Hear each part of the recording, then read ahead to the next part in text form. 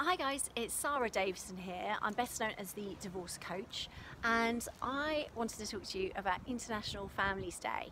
Now I know, especially for a lot of my clients, that it's a tough time when you're going through a separation of any kind, and that there's a lot of emotions and also practical challenges that you face. Blended families is really a very common thing now. A lot of us have to cope with half brothers, half sisters, stepmums, stepdads, mum and dad have new girlfriends or boyfriends, managing potentially conflict with our parents or with our exes.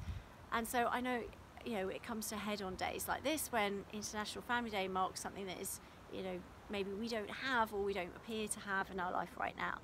But I want to share with you a couple of tips to help you keep calm, keep sane, and to keep to keep managing the situation as best you can. So with blended families, I always find that there can be tension. So have a think before you get into a situation that could be acrimonious. Take a step back and think about, number one, what is best for the kids.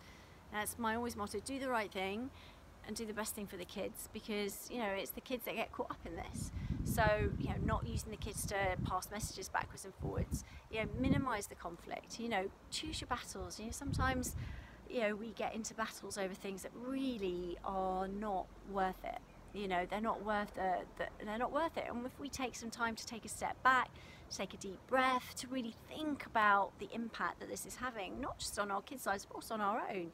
Sometimes it's a good idea to take a step back and take a deep breath. And by doing that, it de-intensifies the situation. Also with blended families, I find that if you're going to meet with your ex, and maybe they do have a new partner, then you have to plan that before you go. If you know that's going to be difficult for you, then rehearse it in your mind a few times. So for example, if you've got to meet at a family function, then just in your mind's eye, just imagine it playing out like a mini movie, if you like, in your brain. So imagine you're at the cinema and you're seeing it on the big screen in front of you, and you walk in and your ex is there, and maybe with their new partner, and how do you feel? And I want you to imagine it going really, really well. Like seeing it going well, hear it going well, so practice out loud some of the things you'd say, and just feel how good it feels for it to go well.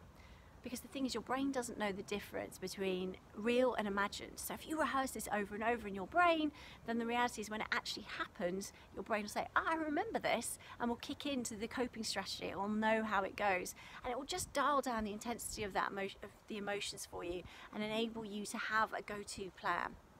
Now, obviously these things aren't foolproof, but I would say that if you really need extra help, then just be functionally friendly. This is a term that I have coined, which I find is a great way of dealing with your ex if there is conflict. Try and step into the part of you that just congruently remembers the good things about them, and keep it on a level where maybe you don't overshare information, you don't get into details, but you just keep it light, and maybe say some nice things like, oh, you look nice, or great to see you, or to the new girlfriend, or the new boyfriend, you could say, actually my kids really enjoy being there when you're there, and thanks for looking after them. I really appreciate that you've got their best interests at heart. Or just reassuring, because obviously it's difficult for them as well, and if you want this to go as well as possible, it's best just to dig deep. Quite often you can do it for a short space of time and then deal with it with your partner or some friends or family separately, because I know it can be tough. I've been there, I know how tough it can be.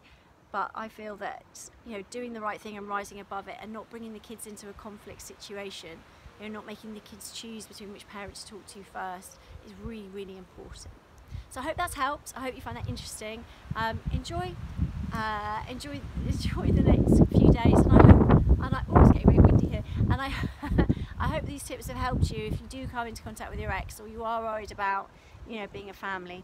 Then even though your family may not be in its original form, there's a lot of single parent families out there now. There's a lot of blended families out there now. This is the new norm. So, you're not alone. There are lots of people in the same situation.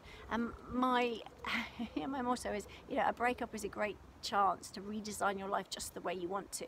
So stop focusing on the negative, focus on the good things that are there, focus on the things that you're grateful for, and that will make a massive difference. So happy International Families Day, and I hope these tips have helped. Take care, bye.